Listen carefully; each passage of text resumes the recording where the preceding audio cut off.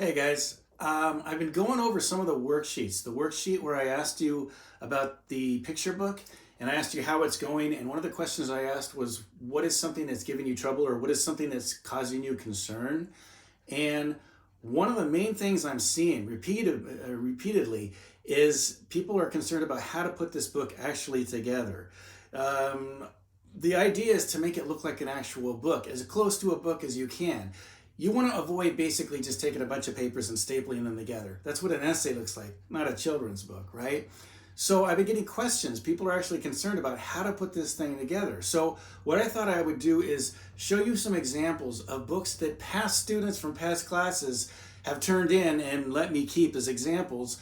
Maybe that'll help you. Maybe that'll give you an idea. Maybe you can copy the idea, or maybe it'll give you an original idea that you can go off on your own and make your own book.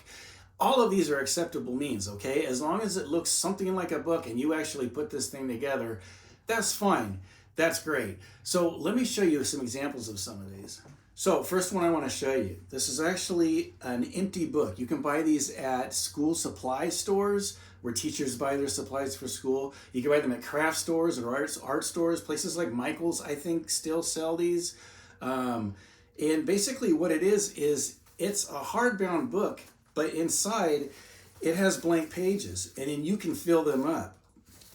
What this person ended up doing is finding artwork online, printing it out, cutting it out, and then just gluing it onto the page. She hand wrote some of it. Some of it she wrote. Some of these are stickers.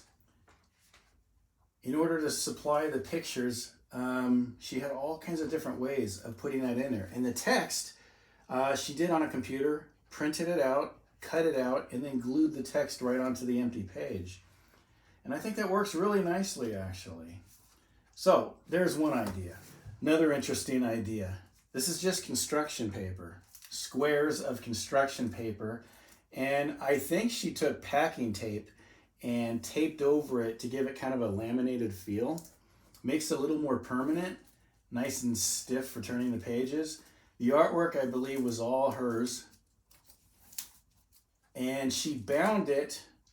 It looks like that's also tape. The whole thing is just taped together. Again, the writing, the print was done on a computer, printed out, and then just cut out and glued in, or taped in this case. This one, I believe, is one of those project books that you can buy in college bookstores, things like that. Presentation books. They're just sleeves, basically. Each one is an empty sleeve, and then this person just printed it out, cut it into a perfect square, used original artwork colored with colored pencils. I think it looks really nice, actually. And it's already in book format. It's just a matter of taking the pages and putting them into the sleeves. This is just an art book, right? Blank art paper inside. And what they did was use the cover and then put their own cover on top of it. This one's about trash, so they took a bunch of different pieces of trash and glued it onto the cover. There's the text.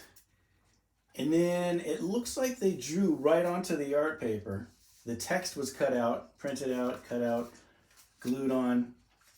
But the text, or not the text, the pictures are actually drawn right onto the paper.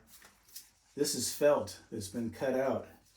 Nice. It gives it a nice textured feel. Really good for little kids. So it's already bound the way they bought it. And I think, an art book obviously is going to have a lot of extra pages in it. So they just tore out the extra pages. I don't know, they did have a couple at the end. But you could do that. Just get rid of the extra pages and it becomes a book for your work. Now this is kind of nice. And it's a pretty easy way to go, but it costs you a little bit of money. You can have this done at any office supply store or any copy place like Kinko's, places like that. I think this person actually went to Staples or Office Max, one of those types of places. And the way it works is you just basically print out your book. This was created on this person's computer. They printed it out and then they brought the pages in to one of these office supply stores and they do everything else. They bind it for you.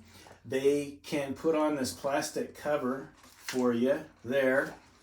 And it looks like they used a nice glossy paper to give it a nice shiny look.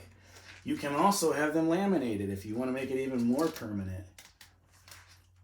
But it's nice because they're doing all the work, you're just supplying the money, right? You put the work into the pages, but as far as binding it, they do everything else. This, I believe, is a photo book. Or possibly a crafting book. Craft booking, is that what it's called? And again, they're just empty sleeves, and this person put their own papers inside of the sleeves. Really nice artwork here. I like the use of color. It's really good. But again, you don't have to be a brilliant artist to put this thing together. If you are a brilliant artist, that's great. It's going to make your book look awesome. But there's always a way around that. So another thought. This one really came out nice. And it doesn't have to be too fancy to still look nice. This is just, I guess it's just computer paper, like from the printer. Looks like maybe, no, it's a little bit heavier than that. Sort of a heavier grade paper. And in order to bind it, they just cut a sheet of paper in half and then punched holes in it and used, it looks like some kind of a string to tie them together. As long as it's bound, it counts. I think that's pretty clever. Again, pretty nice artwork inside. They just drew on each one. In this case, the font is handwritten. If you've got nice printing, you can get away with doing that. A lot of children's books actually are like that. They're not done by a computer, they're done by hand. So there's always an option too. This one, I believe, was pieces of cardboard. And they used, again, I think that might be duct tape actually. They used duct tape to bind it together on the edge, and then on the actual cardboard, they just drew right on it. So this is a good example of how you don't have to draw in a complex way to still make an engaging book. This is just a cooking pot. That's an easy thing to draw. But the way they set it up is so professional looking. Nice use of color. It's very simple, but still interesting to look at. I would think a little kid would be really interested in this book. Looks like the binding didn't hold up. The pages are kind of coming out on this one. The duct tape didn't quite hold up. It lasted a while though, long enough. A lot of people have thumbed through this, so it's starting to show its weaknesses. Another idea. And this one here, again, is just pieces of cardboard. Actually, it actually looks like they used thread, a needle and thread, to sew the pages in there. That must have been a lot of work. This person can actually draw. That's a really nice draft. Again, they drew on the pages, but then they printed out the text from their computer.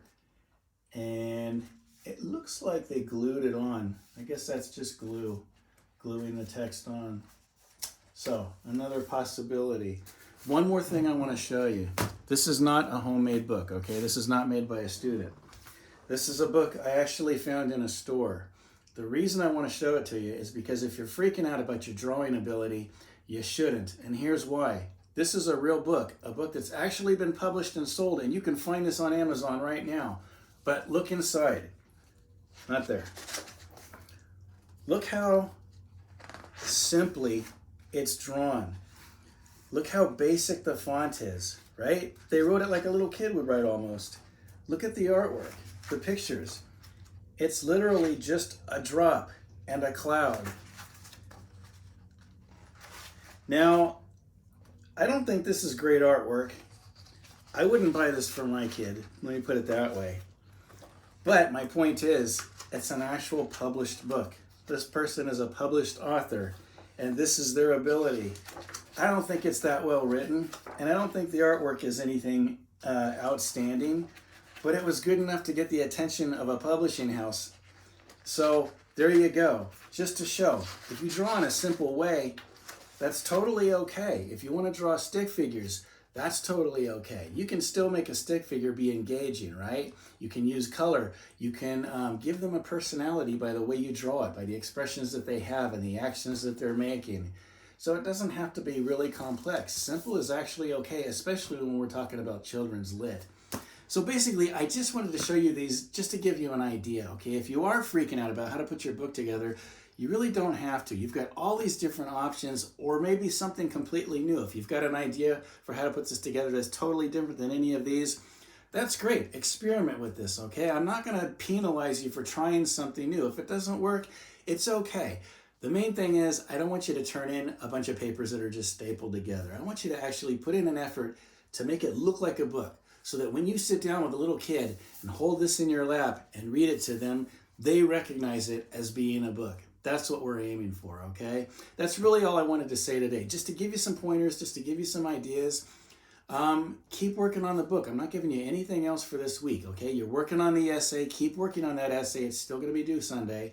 But in addition to that, you should really start putting this thing together. Write this thing, start putting the pictures in, however you're going to do that, and start figuring out how you're going to bind this thing together, all right? We are in as I'm making this, we are in week 12. And week 14 is when I said this would be due. So you still got time. You don't have to panic. You've got time to put this thing together. A couple of weeks is plenty of time, all right? I will get back to you, and I will give you more information about how we're going to share these. Other than that, just keep working, and if you've got questions or concerns, keep writing me, and I will address them, all right?